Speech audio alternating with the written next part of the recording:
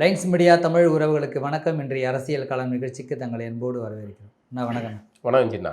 இப்போ ஒசூரில் டாட்டா அந்த ஒரு தனியார் நிறுவனத்தில் வேலை செய்கிற பெண்கள் தங்கக்கூடிய விடியல் ரெசிடென்சி அந்த ஒரு ஹாஸ்டலில் ஒரு பெண் சிசிடிவி சின்ன சின்ன கேமராஸ்லாம் வச்சு நிறைய வீடியோ பதிவு பண்ணியிருக்காங்க. அது அந்த பெண்களுக்கு பெரிய அச்சத்தை ஏற்படுத்தி இது எவ்வளோ நாள் முன்னாடி வச்சாங்க அப்படின்னு தெரியல. இப்போ அந்த பெண்கள் அதை ஃபுல்லாக எங்களுக்கு சர்ச் பண்ணி எதுவுமே இல்லைன்னு அப்படின்னு ஒரு இது சொன்னால் நாங்கள் உள்ளே தங்குறதுக்கான இது பண்ணுறோம். இல்லை, விடியல் விடுதி, பெண்களுக்கான விடுதி அப்படிலாம் அரசு கொண்டு வர்றது நல்ல விஷயம். நிறைய வேலை பார்க்குற பெண்களுக்கு அரசே விடுதி கட்டி கொடுக்குது. அது கட்டணமும் குறைவாக இருக்குது. அப்படிங்கும்போது பயனுள்ள ஒரு விஷயம். கடைசியில் அது எங்கே இருக்குது பாருங்கள். அதை எவ்வளோ மிஸ்யூஸ் பண்ணியிருக்காங்க. ஒரு பெண்ணுடைய தவறான சிந்தனை, தவறான போக்கு, தவறான மனிதர்கள்ட்ட போய் சிக்கினதோடைய விளைவு மற்ற எல்லா பெண்களுடைய அந்தரங்கமும் கேள்விக்குறியெல்லாம் மாறி இருக்கு. ஒரு பாதுகாப்பு குறைபாடு தான் இல்லை, பாதுகாப்பு குறைபாடு தான். அவங்களும் கவனிச்சிருக்கணும். அந்த விடுதி பொறுப்பாளர்கள் இந்த மாதிரியான ஒரு பிரச்சனை வரும் அப்படிங்கிறத முன்னெச்சரிக்கையாக இருந்து கவனிச்சிருக்க வேண்டியது அவசியமாக இருக்குது அப்படின்னு இப்போ தோணுது. எல்லாமே ஒரு பிரச்சனைகள் வெளியே வரும்போது தானே தெரியும். யார் எப்போ கொண்டு போய் வைக்கிறா, என்ன பண்ணுறான்னு தெரியாது இல்லை நமக்கு. அப்போ இப்படி ஒரு சிக்கல்லாம் இருக்குது. இது ஏற்கனவே இந்த மாதிரியான சிக்கல்கள் தனியார் விடுதிகளில் நடந்திருக்கு. நிறைய நுங்கம் பக்கத்தில் கூட இந்த மாதிரியான சம்பவம் நடந்து பெண்கள் போராட்டம், பெண்கள் விடுதிகள்லாம் நடந்திருக்கு.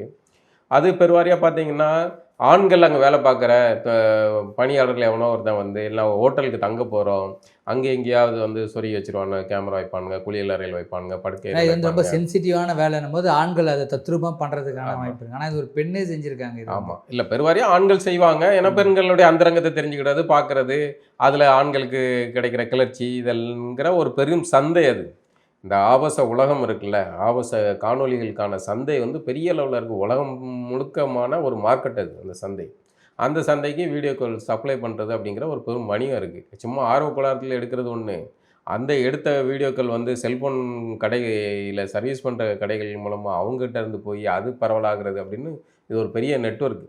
நீங்கள் நிறைய அந்தரங்க வீடியோக்கள்லாம் பார்த்தீங்கன்னா இன்றைக்கி வெளியே சுற்றுது இல்லை. இதில் பாதி அவங்கள சம்மந்தப்பட்டவங்க கொடுத்துருக்க மாட்டாங்க, அவங்களே எடுத்துருக்க மாட்டாங்க. அவங்க ஒரு ஆர்வத்துக்கு கணவன் மனைவி இல்லைனா காதல்கள் தனியாக இருக்கும்போது சந்தோஷத்துக்கு எடுக்கிறது, அவங்க எடுத்து பார்க்குறதுங்கிற ஒரு முட்டாள்தனத்தை செய்கிறதோடைய விளைவு அது அந்த இவங்க பார்த்துட்டு டெலீட் பண்ணிடுறோம் அப்படின்னு நினைக்கிறாங்க. ஆனால் அது அப்படியே சுற்றிக்கிட்டே தான் இருக்கும். அது அந்த டேட்டா ஸ்டோராக இருக்கும். அதை டெக்னிக்கலாக இந்த சர்வீஸ் கடையில் பண்ணுறாங்கள்ல, செல்ஃபோன் ரிப்பேர், 99% வீடியோக்கள் செல்ஃபோன் சர்வீஸ் சென்டரில் கொடுக்குற இடத்துல இருந்தால் லீக் ஆகுது. இல்லை, அதுலேயும் செல்ஃபோன் சர்வீஸ் பண்ணுறவங்கள நீங்கள் சொல்ல முடியும். எல்லாத்தையும் நம்ம சொல்லலாம். அதில் ஒரு தவறான இந்த மாதிரியான இருக்கிற டேட்டாவை நீங்கள் போன உடனே ஃபோனை ஜாதி கொடுத்தா வேலை பார்க்குறவங்க எல்லாம் ஒரு ஹேக்கிங் டீம்லாம் நிறைய பேர் அவங்க தான் இதை செய்ய முடியும். ஹேக்கிங் டீம்ங்கிறது தனிங்க. அது உங்கள் ஃபோனில் நீங்கள் லைவாக உங்கள் ஃபோன் வச்சுருக்கும் போதே ஹேக் பண்ணுறதுங்கிறது வேறு. ஆனால் என்னைக்காக இருந்தாலும் இந்த கணினி, இந்த பொருட்கள் எலக்ட்ரானிக் பொருட்கள் ஒரு நாள் மண்டையை போடும். அது ஒரு நாள் செயலிழந்து போகும். அதுதான் யதார்த்தம். அப்போ அந்த செயலிழந்து போகும்போது உங்களுக்கு அதை சர்வீஸ் பண்ண தெரியாது. அப்போ நீங்கள் 3வது நபர்கிட்ட தான் பொய்யாகணும். அப்போ 3வது நபர்கிட்ட அந்த ப்ராடக்ட் போகும்போது அவன் ரிப்பேர் பண்ணுறவன் நல்லவனாக இருந்தால் அவன் எதையும் பார்க்க மாட்டான். இல்லை, ஆனால் பெருவாரியாக அந்த குரூர புத்தி இருக்கும். அது என்னென்ன ஃபோட்டோ வச்சுருக்காங்க, என்ன டீட்டு வச்சுருக்காங்கன்னு தேடி பார்க்குறது தான் இருக்கும். 19 எல்லாரும் சொல்ல முடியும். 19 நம்ம எல்லாரையும் சொல்லலை. ஆனால் பெருவாரியாக இந்த மாதிரியான இது லீக்கேஜ் ஆகிறது சர்வீஸ் பண்ணுற இடங்கள்ல இருந்தால் லீக்கேஜ் ஆகுது. அதனால தான் என்னென்னா, நீங்கள் ஒரு பொருளை சர்வீஸ் சென்டர் கொடுக்குறீங்கன்னா அந்த சர்வீஸ் பண்ணுற ஆளுக்கும் உங்களுக்குமான நேரடி தொடர்பு இருக்கணும். அவரிடமே தொடர்ந்து கொடுக்கணும். நீங்கள் ஒரு நபர்கிட்ட தான் கொடுக்கணும் அந்த ஃபோனை. அப்படிங்கும்போது அதுலேருந்து ஒரு வீடியோ லீக் ஆச்சுன்னா அந்த நபர் தான் அப்படிங்கிறத நீங்கள் சட்டை பிடிச்சி இழுக்கலாம், கேட்க முடியும். ஆனால் நீங்கள் ஒரு ஃபோனை பல இடங்களில் சர்வீஸுக்கு கொடுத்துருந்தீங்கன்னா அவன் எவன் லீக் பண்ணான்னு தெரியாது. அப்படிங்கும்போது நம்பகமான ஆள்கிட்ட தான் நீங்கள் உங்களுடைய எலக்ட்ரானிக் ஐட்டம், எலக்ட்ரானிக் பொருளை பயன்படுத்தும் போது ரொம்ப பாதுகாப்பாக பயன்படுத்தணும். ஒன்று. இன்னொரு விஷயம் முக்கியமான விஷயம், ஒரு விஷயம் உங்களுடைய அந்தரங்கமோ ஏதோ ஒரு விஷயம் பதிவு செய்யக்கூடாது அப்படின்னு உங்களுடைய உள்ளுணர்வு சொல்லணும்ல, அதை நீங்கள் பதிவு பண்ணக்கூடாது. முதல்ல ஒரு விஷயம் நம்மளை தவிர்த்து இன்னொருத்தனுக்கு தெரியக்கூடாத ஒரு விஷயம் இருக்குன்னா அதை பேசவும் கூடாது, பதிவும் பண்ணக்கூடாது. இது அந்தரங்கத்துக்கு மட்டும் இல்லை, பல விஷயத்துக்கு. இந்த விஷயம் வெளியே வரக்கூடாது அப்படின்னா நீங்கள் அதை பேசக்கூடாது. இந்த பாஸ்வேர்டு அப்படிதான். ஆமாம், நீங்கள் டேட்டாவாக அது டாக்குமெண்ட்டாக கொடுக்க ஆரம்பிச்சிட்டிங்கன்னா, மாற்றிட்டீங்க அப்படின்னா நீங்கள் அதை டெலீட் பண்ணாலுமே அது ஸ்டோரேஜில் இருக்கும். அது எலக்ட்ரானிக் ஐட்டத்தில் அதை மீட் எடுக்கிறதுக்கான வித்தைகள் தெரிஞ்சவங்களாம் பல பேர் இருக்காங்க. அவங்களால எடுக்க முடியும். அதனால் நீங்கள் ஒரு விஷயம் வெளியே தெரியக்கூடாது, வெளியே பேசக்கூடாது, போகக்கூடாது அப்படின்னு நினைச்சால் அதை பேசாமல் இருக்கிறது தான் சரி. இப்போ இந்த விடுதி விஷயத்தில் பார்த்தீங்கன்னா, இந்த பொண்ணு எவனோ ஒருத்தன்ட்ட சிக்கியிருக்கு. அவன் இந்த மாதிரியான விஷயத்த வந்து எடுத்து அவன் சேல் அவனுடைய கேமராவை வந்து இந்த பெண்கிட்ட கொடுத்து உங்களுடைய பேக்கில் கொண்டு போங்க, இல்லைன்னா அவங்க ஷூவில் வச்சு கொண்டு போய் இதை எப்படி வைக்கணும் நிறைய அந்த பொண்ணுக்கு இல்லை. இதில் ஆபத்து என்னென்னா பார்த்தீங்கன்னா, ஒரு பெண்கள் விடுதியில் ஆண் நுழைஞ்சி படுக்கறைக்குள்ளே இதெல்லாம் செட் பண்ணுறது கொஞ்சம் சிரமம். ஆனால் ஒரு பெண்ணை வந்து நம்ம வசியம் பட்டா அந்த பெண்ணை வச்சு காயம் வைக்கலாம். பெருவாரியான சிக்கல்கள் வந்து ஆனால் எல்லா பெண்களும் செய்கிறது இல்லை. எல்லா பெண்களும் செய்ய மாட்டாங்க. இந்த பொண்ணு வந்து குஜராத் பொண்ணா, குப்தாவா, வட மாநிலத்தை அதான் குஜராத்து அந்த இதுலேருந்து வந்த பொண்ணு இங்கே நிறைய வேலைக்கு வராங்க, ஐடி உலகத்துக்கு வேலைக்கு வராங்க. நிறைய தமிழ்நாட்டில் இருக்கிற கலாச்சார சீரழிவுகளுக்கு பெரும்பாரியான படையெடுப்புகள், வட இந்திய படையெடுப்புகள் முக்கியமான காரணியாக இருக்குது. நம்மளுடைய பெண்கள் அந்த அவங்களுடைய ஆடை, உடை இது எல்லாமே வந்து நமக்கு மாறுதலாக இருக்குது. நம்ம பிள்ளைகளும் வந்து கிராமத்துலேருந்து வருது, இங்கே சென்னைக்கு வருது, ஐடி வேலையில் பார்க்குது. அந்த பிள்ளைங்களுடைய உடைகள்லாம் பார்க்கும்போது இங்கே இருக்கிற பசங்களுக்கு இயல்பாகவே இந்த பசங்களுக்கு சிவப்பாக இருக்கிறவங்க போய் சொல்ல மாட்டாங்க, மாதிரி சிவப்பாக இருக்கிற பிள்ளைகள் தான் அழகுன்னு இவன் நினைக்கிற மனநிலை இருக்குது. அப்போ அந்த பிள்ளைகளை நோக்கி இங்குள்ள பசங்க ஈர்க்கப்படுறாங்க பார்க்கும்போது இங்குள்ள பிள்ளைகளும் அதுக்கேற்றாப்புல மாறுறதுக்கான மனநிலைக்கு மாறுது. உடை நாகரிகம் இப்படி தான், பண்பாட்டு சீரழிவுகள் இப்படி தான் மாறும். அப்போ அதே மாதிரி இந்த மாதிரி வர்றவங்களால நிறைய கலாச்சார சீரழிவுகள் இங்கே தமிழ்நாட்டில் நடக்குது.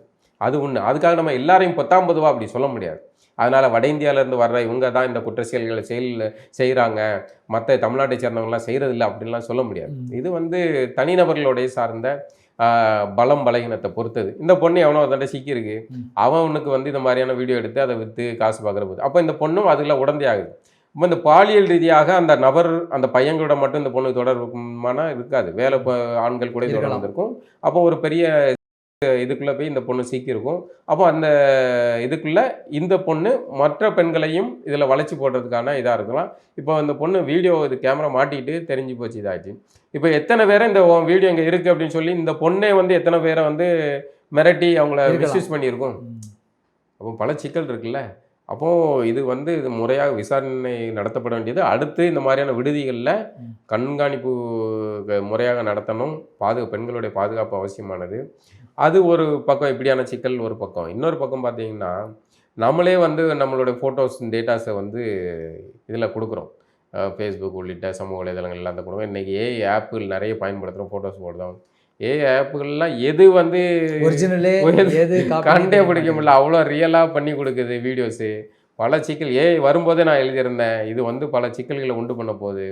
இதில் வந்து பெண்கள் பெருவாரியாக வந்து பெண்கள் தான் இதில் இந்த மாதிரியான நவீன விஷயங்கள்லாம் வரும்போது பாதிக்கப்பட போகிறது பெருவாரியாக முக்கியமாக பெண்கள் தான். அதுவும் பாலியல் சார்ந்த விஷயங்கள் தான் இதில் வந்து சிக்க போகுது அப்படின்னு அதுக்கேற்ற மாதிரி நடக்கு. இன்னொரு விஷயம், அதில் மாதிரி நிஜமான விஷயத்தையும் இது வீடியோப்பா அப்படின்னு தப்புறதுக்கான வாய்ப்புகளும் பல இருக்குது.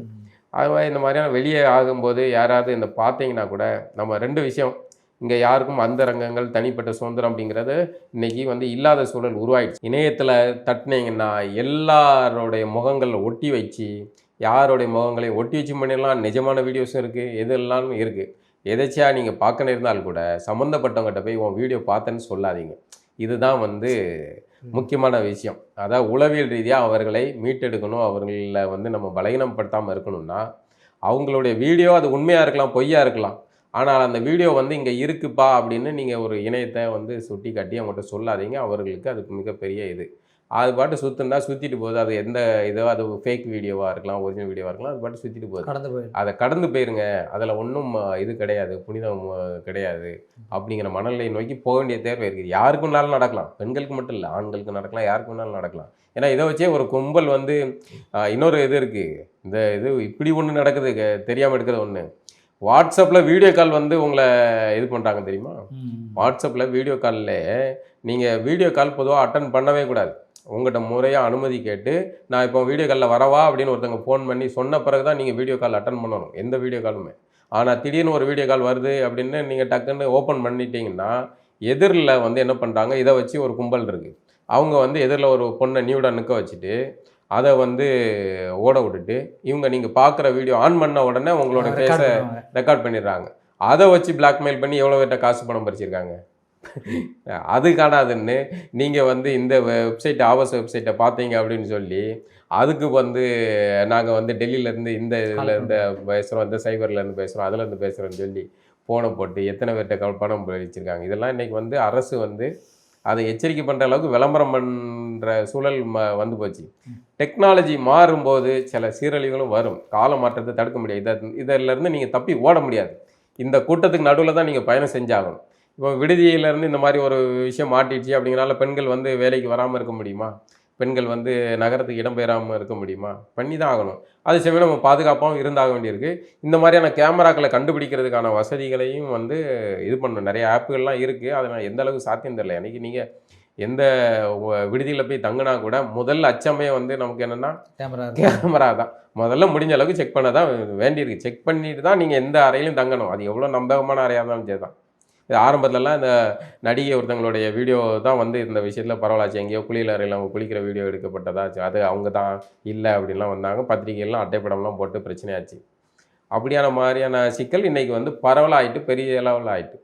இது முறையாக விசாரணை நடத்தப்பட்டு அந்த பெண்ணு மூலமாக எங்கெல்லாம் இந்த வீடியோ பரப்பப்பட்டது, எங்கே செயலானது, முழுமையாக இந்த பெண்களுடைய பாதுகாப்பு உறுதி செய்யப்பட வேண்டியது. அரசு விடுதி மட்டும் கட்டி கொடுத்துட்டு இந்த பெரிய நிறுவனங்களோட புரிந்துணர்வு ஒப்பந்தம் போட்டு அதோட முடிக்கிறது மட்டும் அரசுடைய பொறுப்பு கிடையாது. இதை கண்காணிக்கிறதும் அரசுடைய பொறுப்பு. ஆகவே ஏன்னா அதை நம்பி தான் வந்து தங்குறாங்க. அரசு கட்டுற விடுதி, அரசுடைய விடுதி பாதுகாப்பாக இருக்குன்ட்டு. அதனால் அரசு கவனமாக அடுத்த கட்ட வேலைகளை செய்யணும் அப்படிங்கிறது. மீண்டும் ஒரு நிகழ்ச்சி சந்திப்போம். நன்றி. நன்றி.